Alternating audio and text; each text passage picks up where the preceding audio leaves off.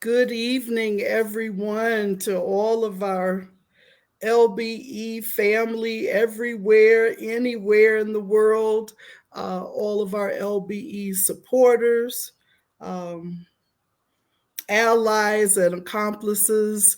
Good evening.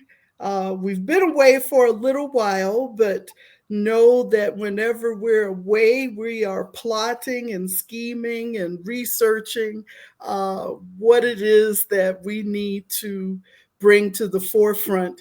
And today, Sister Kara, have I've been coming across some interesting topics that we will be bringing to our audience. But this evening is, I think, very exciting and special for me because we'll be talking a little bit about Sherman and uh, that just we cannot talk about Sherman without talking about Savannah as he traveled from Atlanta to Savannah, burning down everything in his path. And he gets to Savannah and spares her because of her beauty. And truly, even to this day, she still is one of the most beautiful cities, if not the most, in Georgia. Anyway, welcome, Sister Kara. How are you? What say you? I am well, and I'm even more excited about this because I want to hear more about all of that with Savannah and this special order. What is 15? Uh, Yeah, 40 acres and a mule. It, that's it. it has such That's a it.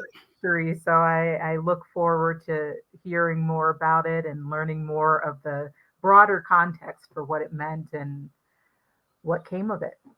Absolutely, absolutely. And I wonder, I'm always so excited. We have our frequent LBE presenter, Dr. Green from Las Vegas, with us this evening, who always brings us some exciting topics. I wonder, and I got excited about this, if there will be maybe a little mention of the Cornerstone speech, which also happened in Savannah. So, anyway, I'm just excited for this evening, and I will go away and we'll see you at the end. All right, sounds All good. right. Well, again, welcome to our LBE audience. It is wonderful to be back with you this evening. And it is even more so my pleasure to introduce or reintroduce you to one of our, as Dr. Lewis just said, frequent collaborators on this program, Dr. Michael Green. Dr. Green is a professor of history in the and the department chair for the UNLV Department of History. He earned his bachelor's and master's degrees at UNLV and his PhD at Columbia University. He teaches history courses on 19th century America and on Nevada and Las Vegas for the history department and the Honors College. And he always brings such interesting and thoughtful and surprising context to the topics that he shares with us. So we look forward to what you're going to present. Welcome back, Dr. Green. Thank you all. Thank you for having me. It's great to be back with you again. And I want to bow to you all for putting on these programs. I am going to talk about everything from Sherman to 40 Acres and a Mule to some meanings at the time, some meanings before, some meanings after. So thank you all. And I know you can put comments in there or questions, and certainly I'm glad to try to address them, probably best at the end. But if something really excites us, we'll just stop me. Also, I'll be having a PowerPoint for you so you don't just sit and look at me. What a horrible fate for you. And I'll be cueing Kara with to change slides as we go along. So I do want to begin by saying a land acknowledgement. I am speaking to you from the land that has been from time immemorial that of the Southern Paiute, and I know in Arizona a variety of Native American groups who are represented, and I wanted to mention that. What you're looking at is a depiction by Thomas Nast of a group of voters in the South. And notice you have everything from the elderly man to the businessman to the soldier, but all represented as African Americans taking their part at long last in civic engagement. We can go to the next slide, which has themes and issues. And it was just a general thing. I usually do this in class, try to give an idea of where I might be going and what we might be talking about, and the issues that come into play. And I do want to mention one here, the fourth one down, Republicans being a reform party. Remember that the period from, I'm going to say, the 1820s into the 1850s is often called the Age of Reform. And we do see the return of the abolitionist movement, the rise of the 19th century abolitionist movement. But we're also looking at other reform movements at the time. And it's something to think about that reform movements often do at some point peter out. There seems to be a shelf life, if you will. And that's just something to think about as we go along. So leave that there for you to get a look at. But also, what is freedom? I teach courses, surveys that turn on the issue of what is the meaning of freedom. And all of us define it differently. And it is what, since she referred to my background at Columbia University, my advisor was Professor Eric Foner, who wrote a book called The Story of American Freedom and called freedom a contested concept. We have contested it throughout our history. We will probably continue to do so. So with that in mind, let's go to the next slide, which commemorates the fact that 160 years ago yesterday, one of the fellows in that photo there, Abraham Lincoln, gave a speech, only about 270 words, trying to define freedom, to some degree at least, including what he called a new birth of freedom. And he talked about the United States going back to 1776, 7 years ago, not back to 1787 and the writing of the Constitution. So he is citing a document referring to all men are created equal. And to remind us of the contradictions of American history, a document largely written by an enslaver. And so it should not be a surprise that at the time Lincoln delivered this speech, Americans were very much debating, what does freedom mean? Let's go to the next slide. And these are some people who are involved in the debate about freedom. If you look in the lower right, yes, that's Chief Justice Roger Brooke Taney, who gave us the infamous Dred Scott decision. But Taney heard a case early in the Civil War involving the fellow next to him, John Merriman, who was jailed as part of an apparent plot to blow up a bridge. And this was part of the suspension of the writ of habeas corpus, which Lincoln instituted. And Taney argued, no, you can't do that. And Lincoln responded in a way that he would put more eloquently that Taney could go pound sand. He wasn't going to pay attention to what Taney wanted him to do here. So we are talking about the Civil War itself, both taking freedom and giving freedom. Now, in the upper left, you have Clement Vallandigham, who was an Ohio politician, whom the general pictured next to him, Ambrose Burnside, jailed.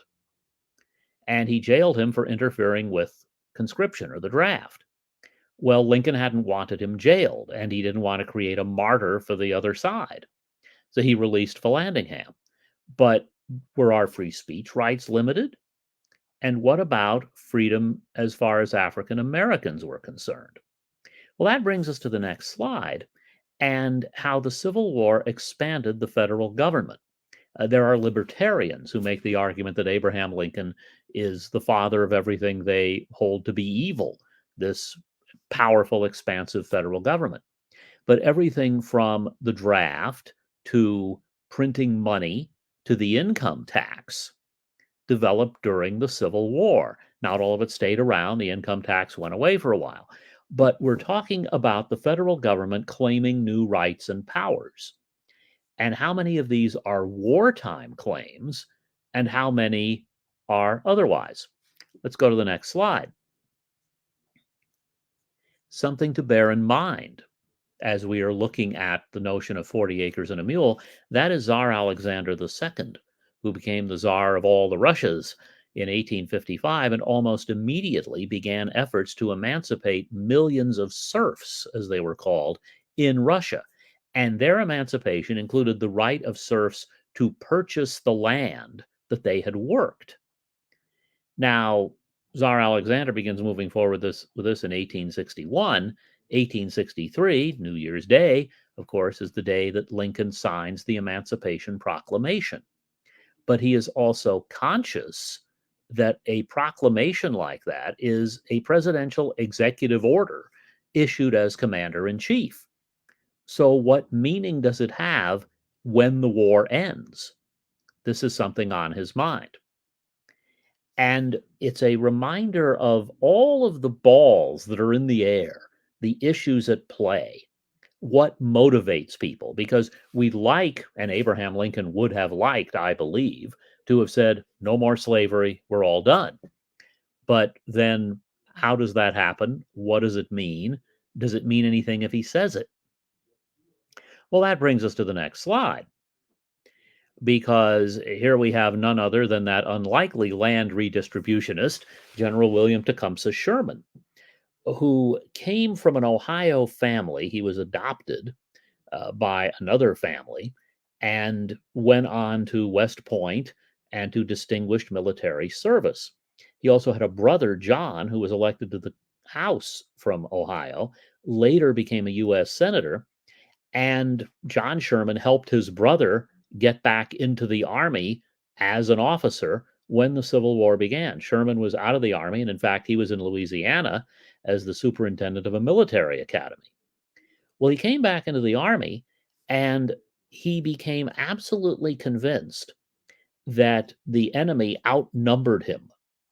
And he was saying there were 250,000 Confederates on the hill, over the hill on the other side of him. He eventually went home, rested, as they would have said at the time, and came back. Well, he came back under the command of an old friend of his whom he had known in the Mexican-American War and in California when they were stationed there, another general, Ulysses Grant. And later, when Grant was accused of various problems and Sherman was asked about their friendship, Sherman, who was pungent when it came to his speech, said, well, Grant stood by me when I was nuts, and I stood by Grant when he was drunk. And as Grant moved up, Sherman moved up with him. Grant was in command of the Western Theater of the Civil War when Lincoln called him back to Washington to be general in chief or lieutenant general in charge of the entire war. Sherman then took over the West, and he proposed the idea of the March to the Sea, where he essentially cut a 60-mile wide swath through Georgia, and his approach was total war, taking away the South's ability to fight by destroying its ability to move troops. He destroyed railroads, feed them. He was destroying farmland as he went through. And yes, and this was referred to earlier, he leveled Atlanta, but he spared Savannah. At the same time that he spared that beautiful city, he also announced that he was presenting Savannah to the Union as a Christmas present. Well, his success in the South and Grant continuing to punch at Robert E. Lee and the Army of Northern Virginia in Virginia helped reelect Abraham Lincoln and brought the North closer to victory. And at the same time, it also meant the North was going to have to decide, with the war over eventually, what's going to happen.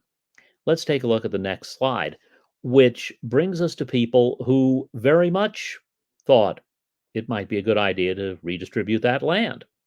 On the left, Charles Sumner, the senator from Massachusetts, who is well remembered for being the first abolitionist U.S. senator, as well as being the senator who was beaten nearly senseless by a congressman from South Carolina over his views of enslavement and the things he said about it. In the center, Thaddeus Stevens, congressman from Pennsylvania, the dominant figure in the House of Representatives, and a believer in helping African Americans to freedom, making sure that in freedom they had independence, and at the same time, changing Southern society. Now, both Sumner and Stevens were longtime radicals. There was a newcomer to the radical group on the right, Secretary of War Edwin Stanton. Stanton had been in James Buchanan's administration. And as Attorney General there, it helped buck up old Buck, as they called Buchanan, when the South was seceding.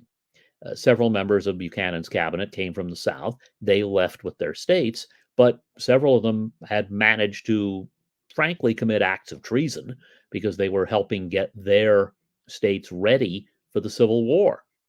Stanton from Pennsylvania served in the cabinet, then left when Lincoln became president, and spent the better part of Lincoln's first year as president complaining about what a terrible job Lincoln was doing. Ultimately, Lincoln brought him into his administration, and he apparently did not say directly, well, you think I'm doing such a bad job, you see if you can do better. But the fact is, Stanton was a well-known administrator, organizer, and Lincoln put him in charge of the War Department, which had been a nest of incompetence and corruption under another Pennsylvania politician, Simon Cameron, who then became Lincoln's minister to Russia as the serfs were being emancipated. And I'm going to get to say this, Lincoln sent him to Russia. I was able to write in my dissertation that by sending him to Russia, Lincoln literally exiled Cameron to Siberia. Well, Stanton became an important right arm to Lincoln, who allowed him a great deal of freedom in running the War Department, just as he allowed his generals as much freedom as possible. But he also didn't hesitate to step in. So, next slide, where is Lincoln in all of this? And that's part of the answer. He felt his cabinet members should run their departments. So William Henry Seward was the Secretary of State. Lincoln didn't spend a lot of time interfering in diplomacy, though he did step in and he did occasionally give orders to Seward. Likewise, Stanton, likewise, Grant. So that Lincoln does stick his hand in when he feels it's important. The other thing to bear in mind about Lincoln is that he was, throughout this war, a work in progress. It would be very nice if Lincoln came into the war as the great emancipator, as a great egalitarian when it came to race relations. He wasn't entirely. And there are a couple of things to think about. One is his willingness to learn and his ability to grow. And he certainly did. Now, that doesn't mean he grew too much. There's a tendency to think Lincoln grew to about 10 feet tall. But he did change as time went on. The other thing to bear in mind is that he's a politician, and a very good one, successful in areas where he might not have been expected to succeed. He is going to think in terms of what are the political issues he has to deal with. Also, remember, he is commander-in-chief. He is trying to win a war, and he is doing the things he thinks are necessary for victory.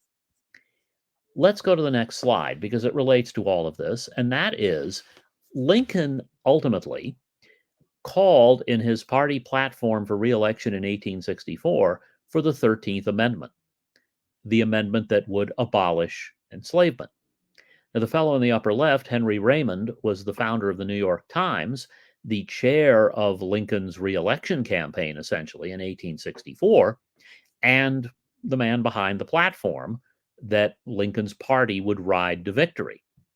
Now, not everybody was on Lincoln's side. Lower right, Montgomery Blair, who in fact had argued on behalf of Dred Scott in that Supreme Court case, believed in emancipation, but he also questioned whether there should be anything beyond that.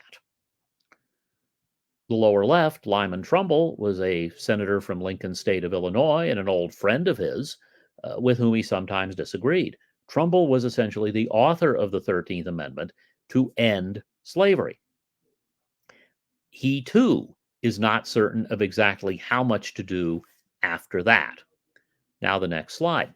Because if you've seen the film in which Daniel Day-Lewis was portrayed beautifully by Lincoln, well, it's about the passage of the 13th Amendment, and it does pass Congress on January 31st, 1865, and then goes to the states.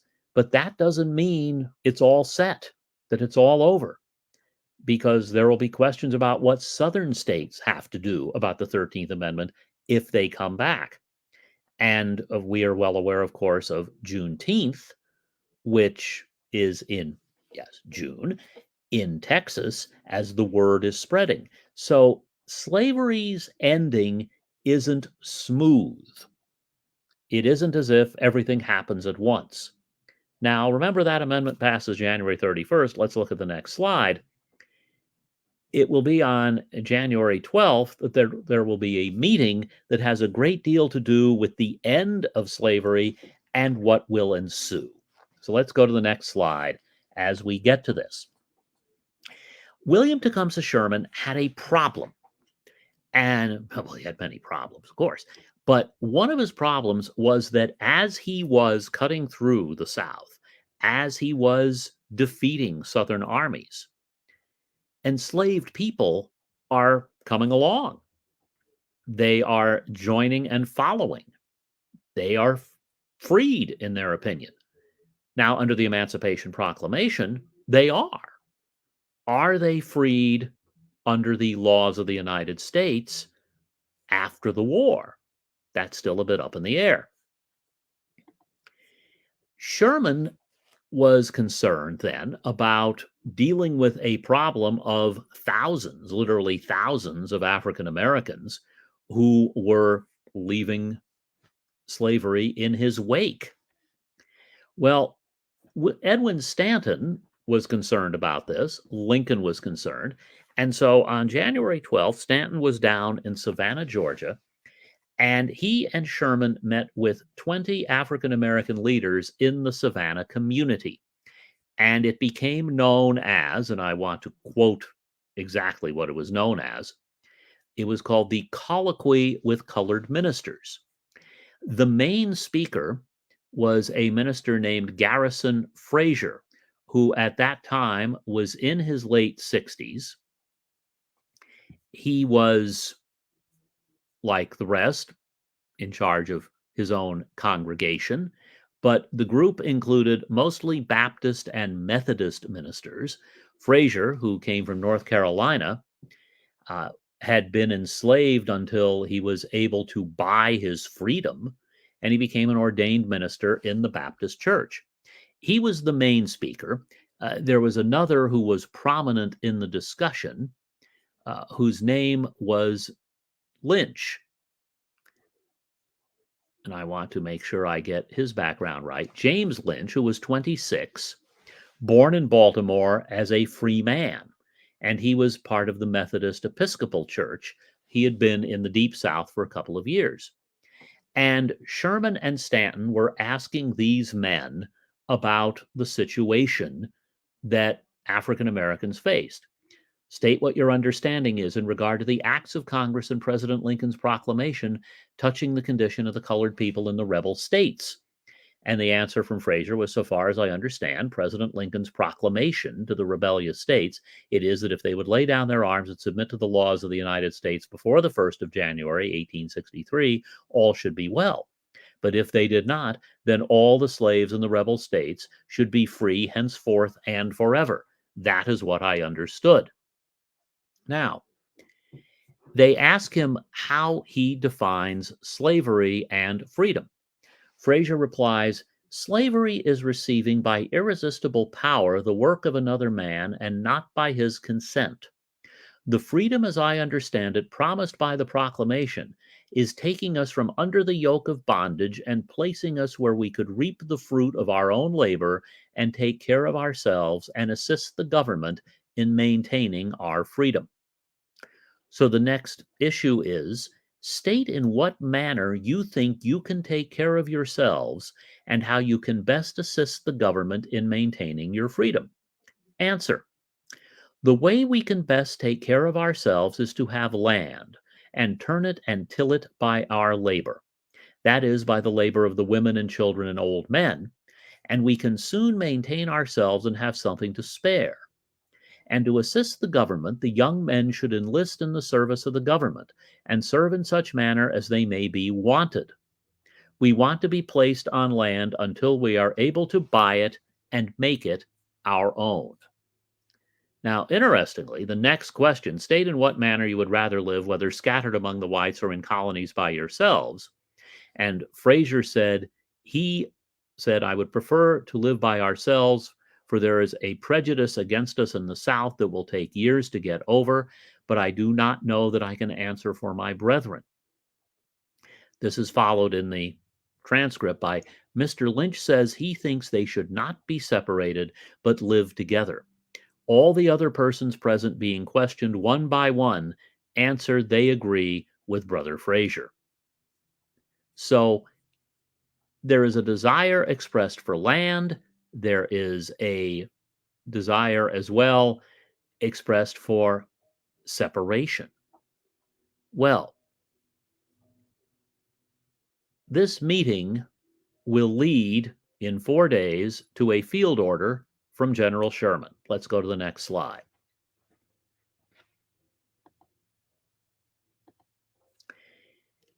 The plan on Sherman's part, Field Order number 15, is approved by Lincoln. Sherman does not act entirely independently. Now, the order called for the settlement of black families on confiscated land, and the land in question was about 400,000 acres of coastline from Charleston, South Carolina, to the St. Johns River in Florida.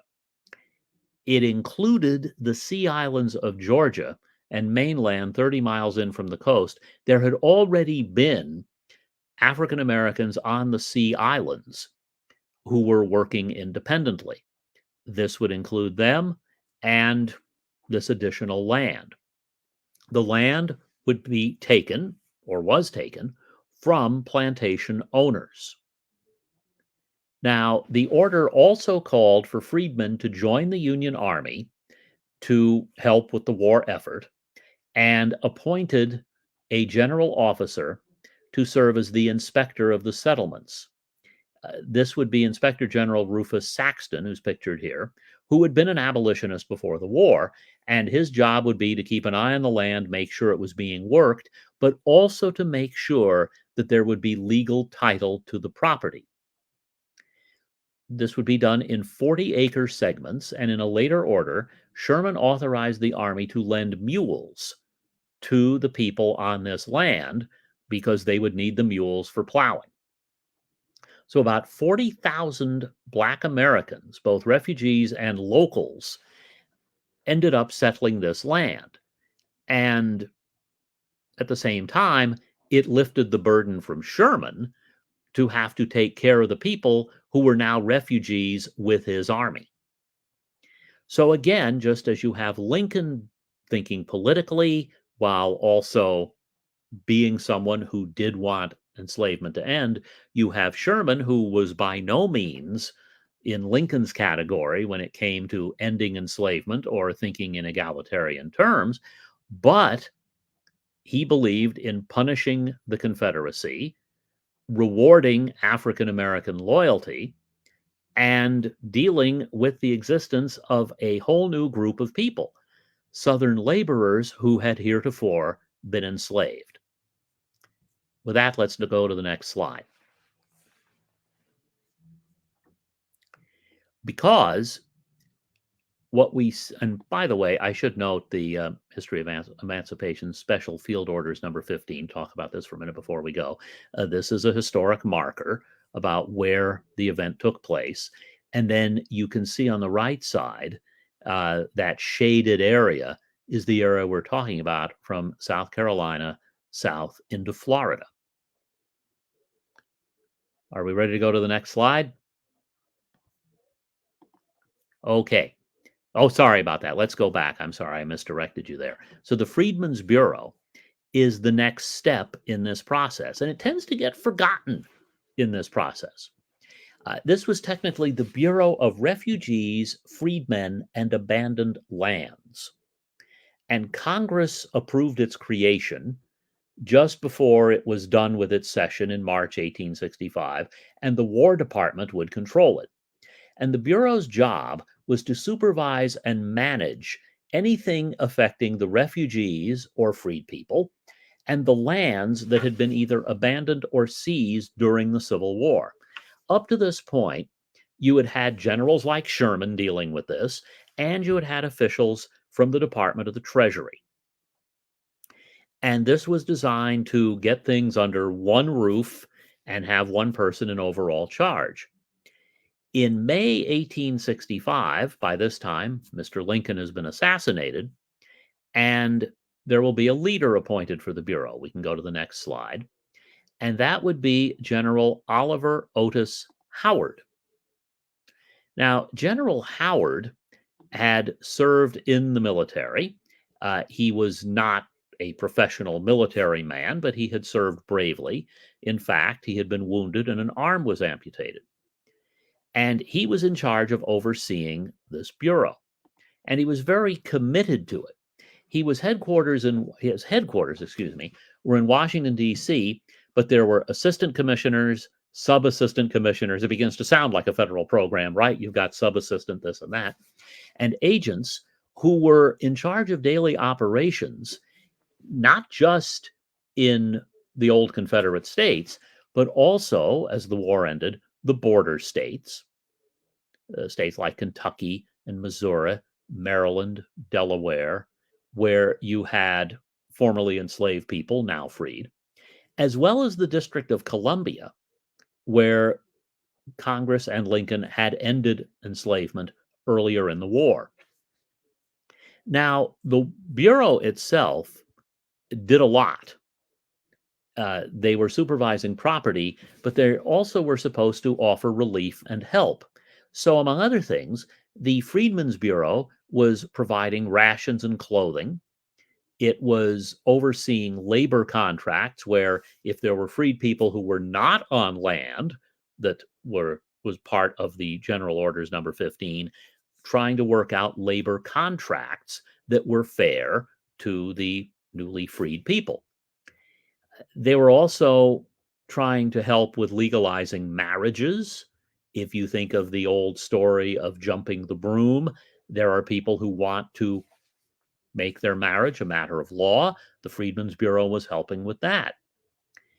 They also would end up helping African American soldiers and sailors who were seeking back pay or pensions. And as depicted in this slide, that is a freedmen's school. Remember that in a lot of the southern states, it was illegal for African Americans, especially enslaved African Americans, to learn to read and write. So you have these schools created where, yes, you have children, but you also have adults who are in there trying to learn their ABCs. And I should note that the Freedmen's Bureau's records were very well preserved. And there is a lot of material that you can get access to if you do some internet searches to find out about it. So the Freedmen's Bureau is off to a pretty good start. As for 40 Acres and a Mule, let's go to the next slide.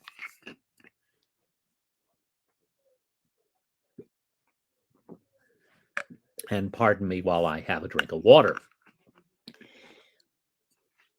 There's a perfect storm working against the 40 Acres and a Mule and the Freedmen's Bureau. And the perfect storm is depicted here, Andrew Johnson. This past weekend, there was an event I unfortunately wasn't able to go to, though I tried to, and I'll be going next year. It's called the Lincoln Forum. It meets in Gettysburg, and they spend 2 full days discussing Lincoln, and they gave an award there to a book series that I have written for, and it's called The Concise Lincoln Library. I did a volume on Lincoln's first presidential election and later a volume on Lincoln and Native Americans. There was a volume for the series that was not written. It was planned, but then the author got cold feet, and it was going to be called Lincoln's Mistakes. And the reason the author didn't want to do it was, as he said, he wanted to be able to live in Illinois and survive. And if you get up in Illinois and claim that Lincoln made a lot of mistakes, it might hurt you. Well, Lincoln made mistakes, and this is, in my opinion, his biggest mistake. In 1864, his vice president, Hannibal Hamlin, was not kept on the ticket. For the very logical reason, and there's a lot of logic in it, Lincoln wanted to be reelected, and Hannibal Hamlin was a radical Republican from Maine, and Lincoln did not have to worry about Maine. But he wanted to win over Democrats who had been supporting the Union. He wanted to win over border states. And Andrew Johnson had taken the position that secession was illegal, and when his state, Tennessee, seceded, he refused to go with Tennessee. He remained in the Senate, and then he went back to Tennessee as the military governor. And he had talked a good game. He had told African Americans, "I will be your Moses and lead you to the promised land." Well, Andrew Johnson was, unlike Lincoln, incapable of viewing African Americans as human beings. He did not like slavery, but his dislike for slavery had more to do with the people who did the enslaving. The Lincoln-Johnson ticket may have been the ticket of nominees who came from the lowest background economically. And we know of Lincoln and the log cabin and so on. Johnson was essentially poverty-stricken as a kid, was apprenticed to a tailor, worked as a tailor, married a woman who taught him how to read, although his reading and writing skills were never great, and he is to be admired for rising. However, he was controlled more by his hatreds.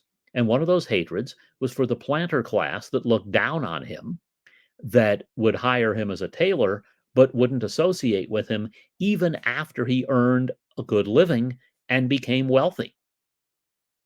And so he enjoyed the idea of forcing the planter class to grovel to him to win back rights and power. But what they also won back from him was their land.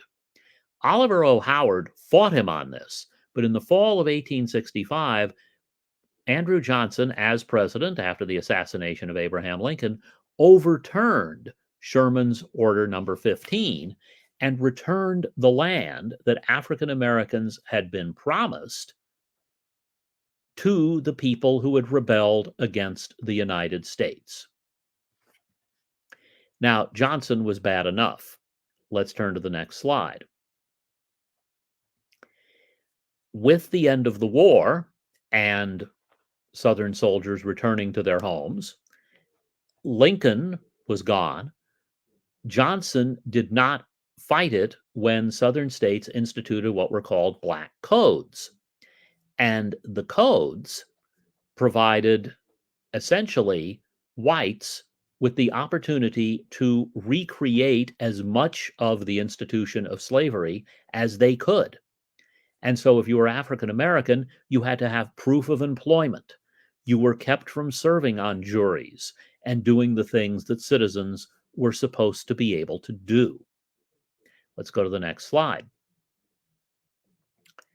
Organizations formed in the South, and while today there may be claims that they were just social clubs, this claim is kind of what comes out of the back end of a bull, if I may say so. The Ku Klux Klan sought to retain white supremacy and is depicted here shooting at innocent African Americans. Well, one of the things the KKK was determined to do was to keep African Americans from voting. And in turn, they were determined to deprive African Americans of their rights as citizens, although the issue of whether you had voting rights as a citizen was very much up in the air. Well, Johnson was vetoing legislation that would protect African Americans, protect their rights. He vetoed the bill when Congress tried to continue the Freedmen's Bureau. They overrode him. They passed the Civil Rights Act of 1866. They overrode him when he vetoed it. And the provisions of the Civil Rights Act were largely enshrined in the 14th Amendment. which, as you may well realize, remains an issue today if we consider discussions of insurrection and birthright citizenship, in addition to the other meanings of the 14th Amendment. Well, the Republican majority in Congress, radicals and moderates alike, radicals like Sumner and Stevens, moderates like Trumbull, did not take this lying down by any means. Let's go to the next slide. They approved military reconstruction in March 1867. And the way it worked, the 11 Confederate states were turned into 5 military districts. And essentially, the Army would be an occupying army in the South trying to force the South to treat African Americans as citizens. Well, there's a problem with that. The problem is that the President of the United States is the commander-in-chief, and the commander-in-chief is in charge of the military. And they did not appoint the generals in charge of military reconstruction. Johnson did. And they were not the generals associated with abolitionism. Oliver Otis Howard was not going to be in charge of anything in the South if Andrew Johnson had anything to say about it. Well, Johnson kept trying to block whatever reconstruction measures Republicans wanted, leading, if we go to the next slide, to him becoming the first president of the United States to be impeached. And when he was tried in the Senate, there were 9 months left in his term, and he was acquitted by a vote of 35 to 19. Now, 35 voted guilty, 19 voted to acquit. That was enough. It took 2/3 to convict. By 1 vote, Johnson was spared. And there were some backroom deals. And one of the backroom deals was essentially Johnson wouldn't make any noise for the rest of his presidential term. The problem was he still had the powers of the president. So he was still able to block a lot of measures, including when he had rescinded Sherman's order. Now let's go to the next slide, because that fall, there's a presidential election between Ulysses Grant and the governor of New York, a Democrat, Horatio Seymour, who opposed Reconstruction. Well, Ulysses Grant won. And he won by a large margin in the Electoral College, but a much smaller margin in the popular vote. And it was very clear that his victory was in no small part because of the African Americans who were able to vote. They voted for Grant. Well, the problem is that there were a lot of Democrats still at the time, and some Republicans who were not committed to African American voting, did not believe in racial equality, were not convinced that the races should mingle, that there should in fact be segregation. And Grant did his best to enforce the law. In 1870 and 71, Congress passed laws against the KKK, and Grant sent soldiers to the South to enforce it. The problem was, and this goes back to the original question I had in the themes, how long will the country sustain this? How long will the Republican Party sustain this? And as that founding generation, like Sumner and Stevens, was dying out, Republicans became less interested in standing up for Reconstruction as defined by such issues as Sherman's orders. There are also other issues coming up. An economic depression that begins in 1873 that affects North and South, that is diverting people's attention. Well, if we go to the next slide, we see an unfortunate de-evolution. You may recall the first slide in the presentation I mentioned was by Thomas Nast, a great cartoonist. He drew both of these cartoons. The cartoon on the left, early in Reconstruction, is designed to convey that African Americans have given a lot for their freedom and deserve our respect and, well, maybe 40 acres and a mule. By the end of Reconstruction, African Americans having held office, including a U.S. Senator, members of the House of Representatives, legislators, there were more depictions like the one Nass did on the right that were brutally racist and, may I add, historically inaccurate in every way. But Americans apparently had a limit to how far in the 1860s and 70s they were willing to go in support of racial equality. What we do end up with is the colloquy showing that African Americans understood and sought freedom and their rights. That, at least for a little while, some people were willing to go along with it.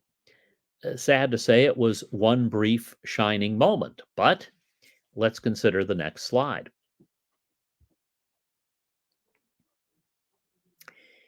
The argument continues. The reparations debate and the idea that African Americans, and it has been mentioned in connection with Native Americans as well, land and other things taken from them that have worked against economic equality, political equality, social equality, and what we do about it. The state of California has studied reparations, and of course, California is not noted as a state where there was widespread enslavement, but in fact, there was, and in fact, there was racial inequality. So, what to do about it? It is interesting to ponder that William Tecumseh Sherman could be a model for us, but it's something to think about. Anyway, I can certainly talk more, but I also want to make sure there's time for questions and discussion. So I will hand it back, and anyone who wants to comment, please do. Thank you very much. Thank you. I always love your presentations. It always definitely uh, inspires a lot of thought and a lot of feeling on these different topics that we talk about. So, just to kick us off, you discussed towards the middle and leading towards the end of your presentation some of the different efforts that were undertaken following the Emancipation Proclamation and the various things that had to be done to some degree rectify the freedoms that were denied enslaved peoples. I want to just start us off with the question to you that was asked during the discussion with those lay leaders and ministers during that meeting.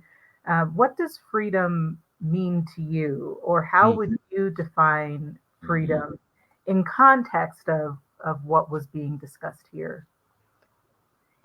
It's a difficult question because it's individual. Mm.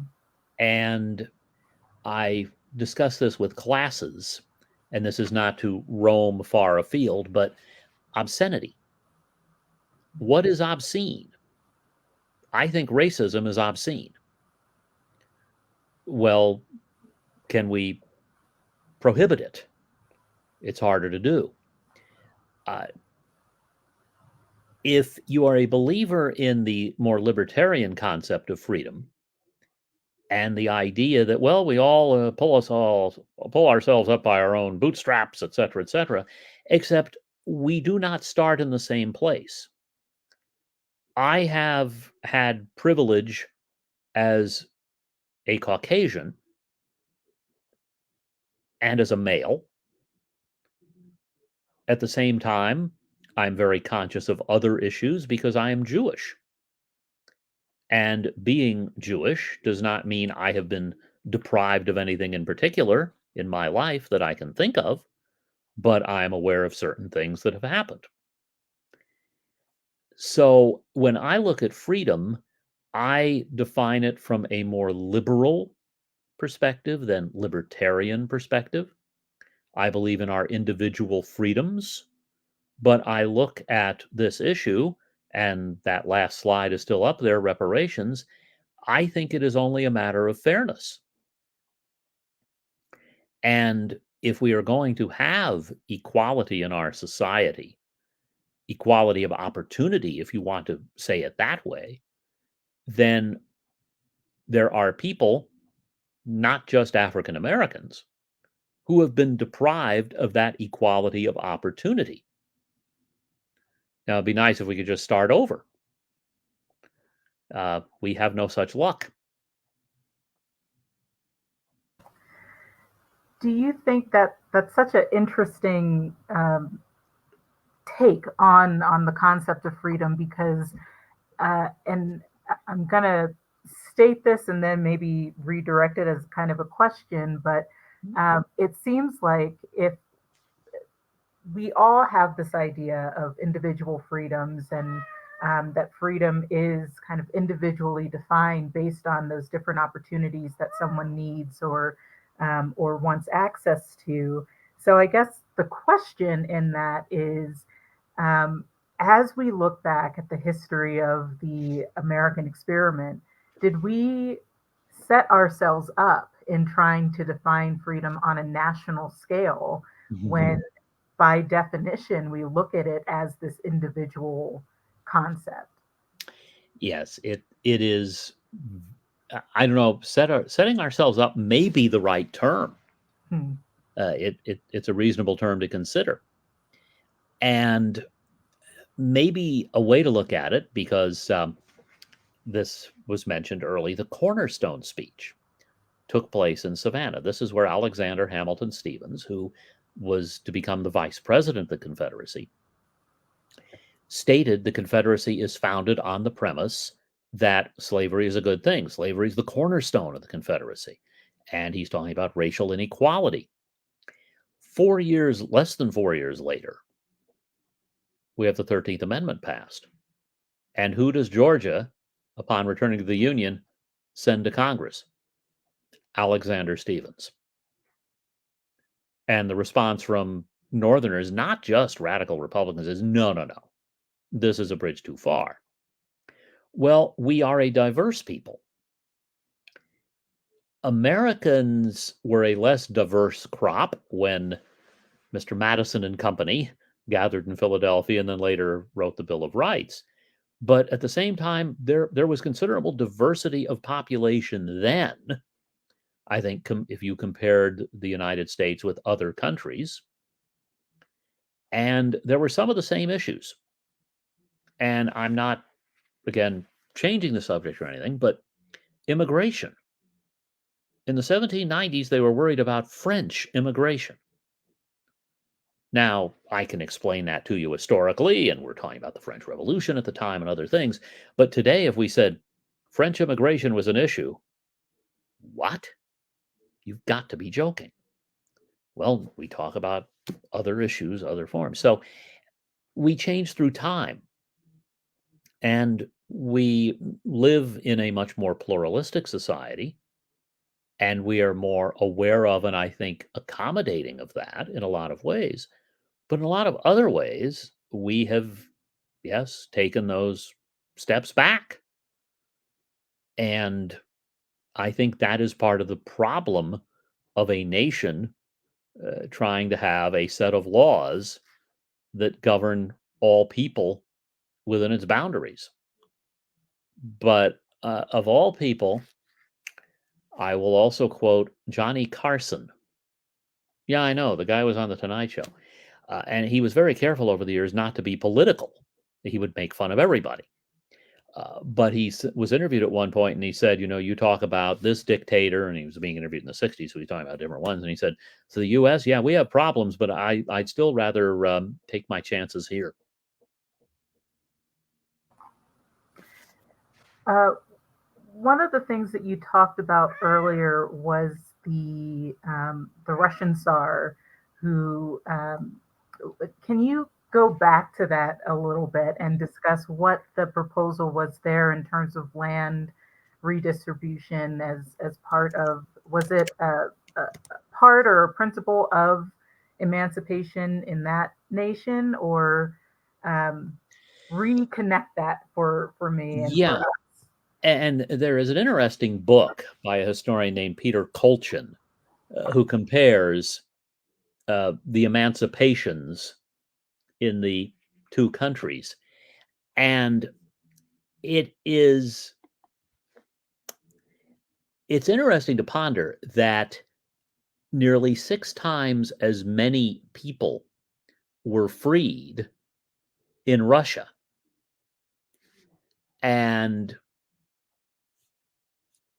in this case, I think it was really designed to bring Russia kicking and screaming into, if not the future, at least the present. This is part of what happens with the Civil War in the United States. The United States was then a democratic republic, lowercase d, and less democratic than today, but one of the few countries left with enslavement. Russia was the last feudal state in Europe, and this is based on feudalism. So, what they're trying to do is, on the one hand, get these people out of this system that goes back to medieval times, but at the same time, they're trying to avoid dispossessing the landowners. And this is the interesting comparison. Russia does protect the landowners, just as ultimately Andrew Johnson did. Whereas Lincoln is actually willing to go a bit farther, at least in wartime. So that's where there are some similarities, and we are also not dealing with, let's be blunt, the issue of race and racism. There is certainly a class divide in Russia, but it is a different divide than existed in the United States. And that makes it a little harder to draw the comparison. There's another book that compares enslavement in the US and Brazil, which maintained the institution after the US did, a historian named Carl Degler. This book is probably about 40, 50 years old, but it's still very good. But these are some of the differences and some of the issues. And for what it's worth, ultimately, Tsar Alexander II was assassinated, as Abraham Lincoln was. And Alexander believed in reform, Lincoln believed in reform, and not everybody agreed.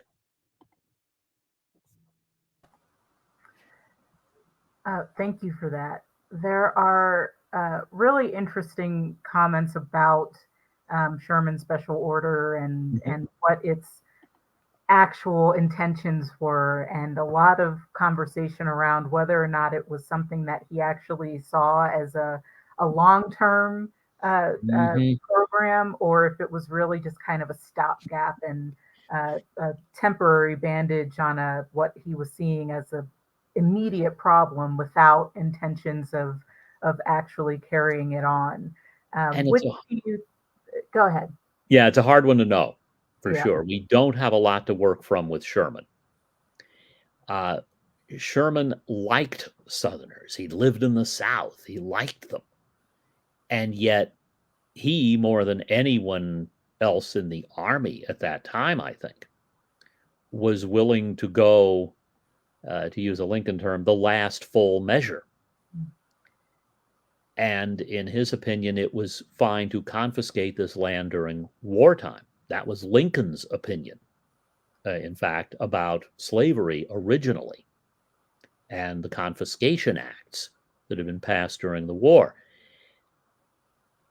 It is, well, I'm asked as a history professor occasionally to say, well, what do you think is going to happen? And I like to say that the past is hard enough for historians to predict, much less the future. And this is an example. They anticipated the end of the war. When the war actually ended is still open to debate, and I think we could argue it hasn't. But in terms of legal purposes, there's no treaty, for example, that you can point to. And even after Appomattox, there are things going on. So would Sherman have said, okay, you've all surrendered, you can have your land back? I think he probably would have done that. But I think he also would have demanded that, in turn, Southerners give up their claims to power. Not quite so far as, say, Thaddeus Stevens was going. Stevens very much believed, let's uproot Southern society from the roots because the roots are bad. We need to fix this. Sherman would have said, I'm a military guy, not a policy guy. If Lincoln gives me the order, I'll follow the order because he's my commander in chief. If Congress passes the law, and there are lots of letters from Sherman to his brother John, who's in Congress, telling him what horrible people politicians are, and they have no concept of what's really going on. Sounds familiar, I know. So again, I wouldn't want to try to say this is what would happen or would have happened, but I would make that guess.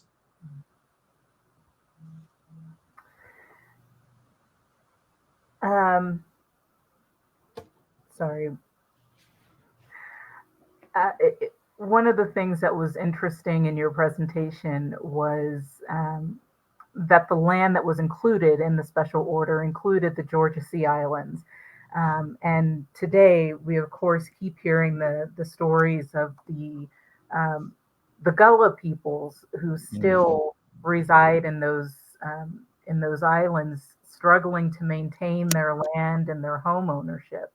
And it's been in the news quite a bit over the past couple of years as we hear of those older families in particular who maybe don't have immediate family there to keep up that fight, struggling against new tax rules and other what I think are best called just tactics of displacing them from their homes and recreating them as whether resorts or hotels or other things. Yeah.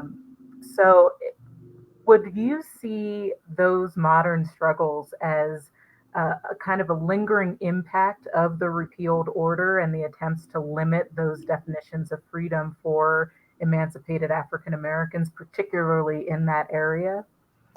Very much so. Mm-hmm. And I don't know that necessarily anyone who's doing this would say, I am trying to contradict Sherman's Field Orders number 15. It's never quite that simple as much as we'd like it to be. But yes, and something to bear in mind related to this. Americans have a long history of displacing people. And if you think back to, say, the American Colonization Society and the notion that people should leave the United States who've been here for generations because they don't, in quotation marks, fit in the way that people would like them to fit in. But you can also cite all of these cases of Native Americans, the Trail of Tears being the most famous and most infamous, but still others. And then in turn, the idea, oh, well, you've gone into this land, it was yours, you're off it now. And then continuing this to the present, there are linkages. And I probably sound like an evangelist for my profession, and therefore I have a stake in it, skin in the game. But we need to know this history. And we need to know not to oversimplify this history. There's an old line that Lincoln would use where he would put himself in other people's shoes. He'd try to think, well, if I'm Jefferson Davis, what would I be thinking? And that can be helpful. But at the same time, we also know what people are thinking when it comes to saying, oh, let's get this land or whatever, and let's put a resort there. We are talking about the almighty dollar. And then if we're talking about moving certain people off the land, it has been much rarer for white people to be expected to relocate. Mm-hmm. Granting that this is a country of immigrants we had white people who moved here and took the land from people who were already here.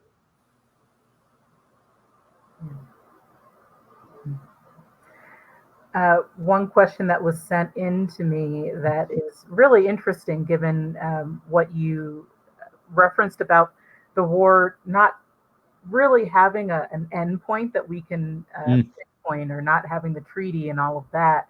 The question was, what do you think about the Confederate flag in today's society, given that um, arguably the war never ended? So if it's Yeah. still continuing, what does it mean for that flag to still be present in our society today? Yeah. And I will say, and I know this is not how the question was intended, though in a way it is too. Uh, there is a difference between the flag being present as a historical artifact and being used to signify something today. Mhm. This goes to the monument debate and that sort of thing. And I think it's terrible the way it is used and abused. Uh, I also like to joke now and then. Isn't it interesting that the people who are citing this flag don't seem to realize that they're citing the losing side? But then again, doesn't that go back to the question of who won or whether the war ever ended? It is used as, just as many of the monuments were used, as a symbol of white supremacy, as an effort to promote racism. And when you talk about something being part of your cultural heritage, well, okay, our cultural heritages, because all of us have different cultural heritages, will include things to be proud of and things we should not be proud of. So if you are that concerned about your heritage, why are you expressing pride in enslavement and fighting a war for it? And by the way, I referenced the Cornerstone speech, and of course, it had been mentioned in the introduction. And this Savannah, this beautiful place where you could have both the Cornerstone speech and the colloquy with 20 African American ministers. Uh, there was a professor who was going to edit a book of documents related to secession. And we often hear, oh, no, it was economics. Oh, no, it was this or that. And he went through the ordinances of secession, the legislative debates, editorials on secession, speeches on secession. And of that number, he found that only 100% of them referred to protecting slavery. Only all of them. Well, if you want to have the Confederate flag, or the stars and bars, the battle flag, as an exhibit talking about our history, yeah. If you want to claim it stands for something good, you're wrong. You can cite people's bravery and sacrifice in fighting. A lot of people were brave and sacrificed, and they were doing it for the wrong reason. We should acknowledge that and not simply defend it.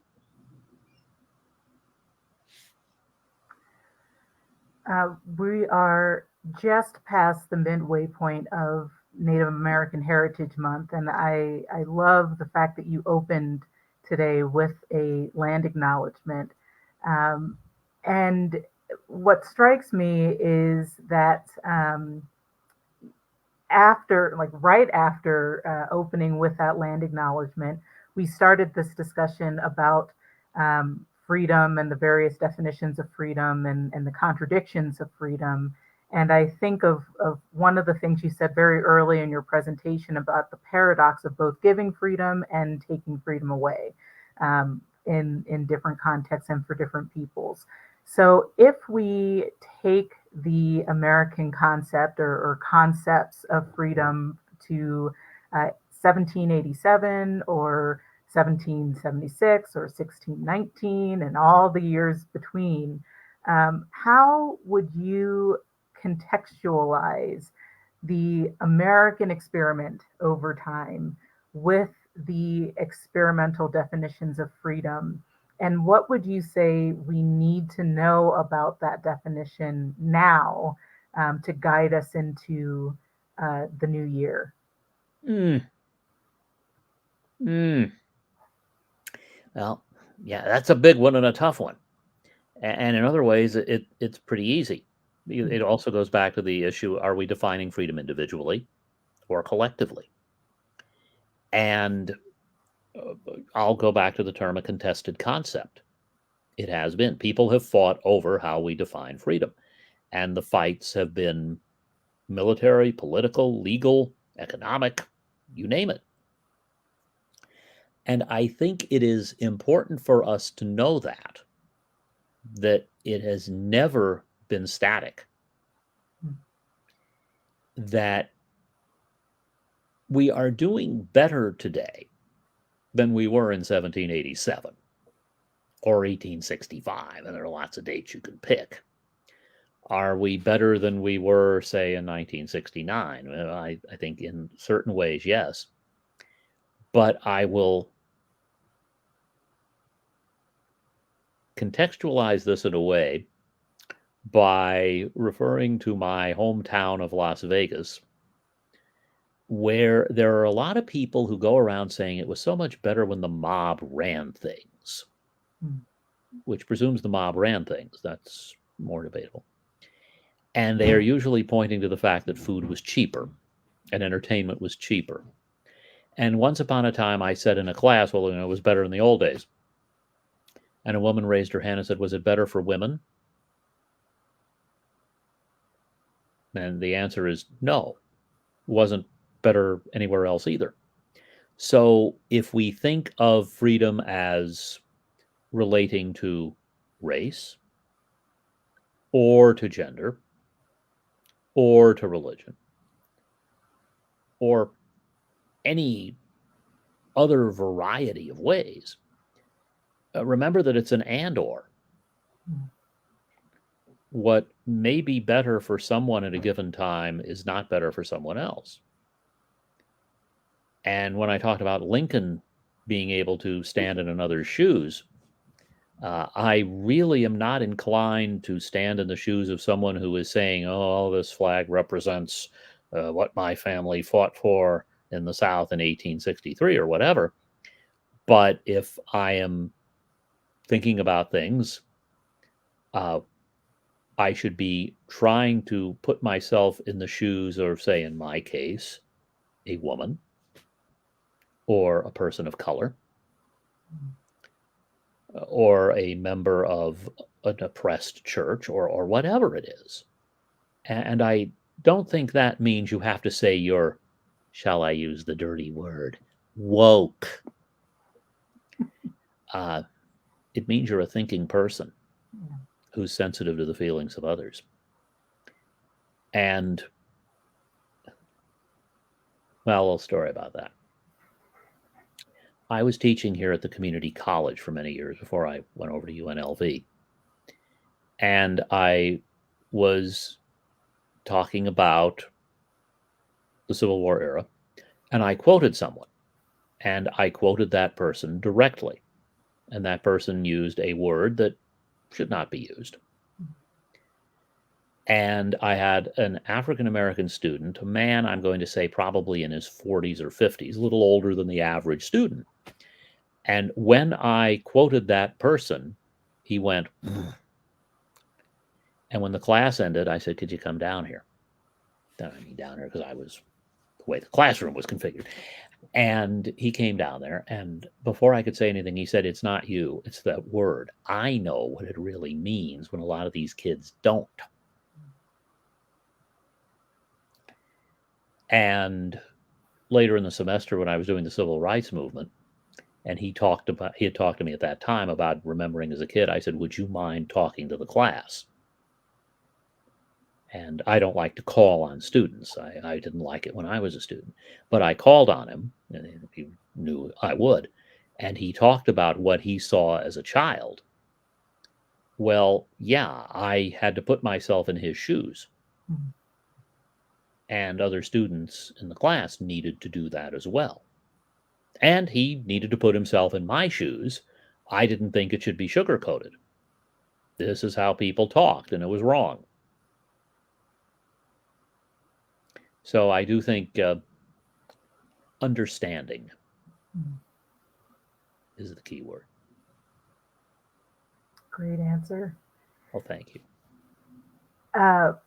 Another question that came in was asking if you can talk or speak to the fear of your final slide, the fear of reparations. So how does that happen? How do we get from that place of recognizing the need for restoration and reparation to this fear that we see of this word and this concept? How much of the fear is, like a lot of fears, stupid? And I say this, mind you, as someone who is fearful of numerous things myself. And part of it is sort of the legitimate question: how do we fund these things? Do we fund? What level do we fund? You know, there has been funding for some Japanese Americans. There has been funding for people who were affected by nuclear testing. Do those funds make up for it? No. We are talking about individuals who, in this case, would have a reasonable claim to billions, not just millions. So I think part of it may be trying to make people understand we are not asking for the moon and the stars here, while at the same time, what is fair? Did you, I say the imperial or general you, did you have an advantage that others didn't economically? In terms of your skin pigment? Now, my family immigrated to the United States in the late 19th and early 20th centuries and didn't get here with a lot, but they still had that advantage. They had not been enslavers, but they also had not been enslaved. So, again, it's talk. Churchill talked about jaw, jaw, jaw being better than war, war, war. Well, I'm going to quote one of my favorite presidents to imitate, at any rate, Bill Clinton. And I should say imitate voice, not certain other things. My wife is in the next room. But one time someone asked Clinton, and he was speaking at the UNLV where I teach, how do we overcome this incredible divide? And one of his proposed solutions was that we hold events at public libraries, use round tables, and you cannot sit next to someone who belongs to the same political party. Now, in that case, he was talking about Democrat and Republican. But very often, and if you look at polls, this is actually true, there's a lot more agreement than our political leaders manifest. And maybe it's more and more communication. Now, at the same time, has more communication helped when we looked at the internet? What we're doing right here is a tribute to the internet. We can talk and listen. Twitter is not a tribute to the internet. Certainly not as it exists now. But was it ever? In certain ways, yes. In certain ways, not at all. So the more we can, I'm not going to say reason with one another, but communicate and discuss. Well, put yourself in my shoes. Well, how about you put yourself in my shoes? Okay, that may get us somewhere. That's great. Well, thank you again for joining us and for having this conversation and making the internet worthwhile by engaging in this conversation. I'm not sure looking at me is a worthwhile use of the internet. The final question that we had came in from the audience, and it was one that I think is a worthwhile question to ask at the end of each of these presentations. And it's Mhm. simply, what specifically do you think needs to happen now? Where do we go from this conversation into the rest of this week, the rest of this year, the rest of our conversations about the nature of freedom and where we're headed as a country? Well, some of this we've addressed already, but I'll say this, and it's not something I like to think that in my line of work, I like to say that I am not teaching them the answers. I'm teaching them to ask questions, and which questions are worth asking. I mean, I can give you an answer one day to the Lincoln issue, the Emancipation Proclamation, yeah, but otherwise, I think it's incumbent on us. Get involved. Get involved in what interests you. I have one of my many idols, a guy named Tom Lehrer, who's 95 now, and he used to do satirical songs. And he introduces one talking about the obscenity issue by saying, "I have a cause, it is obscenity. I'm for it." Well, I'm not necessarily for it. But what really matters to you? What are the issues that matter most? And we were talking a little bit before we went on about being on the city council. Potholes may matter the most to some people, but that also brings us to, well, the streets themselves. And are they safe? And when I say safe, I don't just mean crime, but we in Las Vegas just had a Formula One race, and they had to postpone practice when a manhole cover shot off and went in the air because of the pressure created by the cars. Well, maybe we need to work on various things like that. That may sound like a simple beginning, but from small acorns, mighty oaks. So be involved. My phone gets to ring.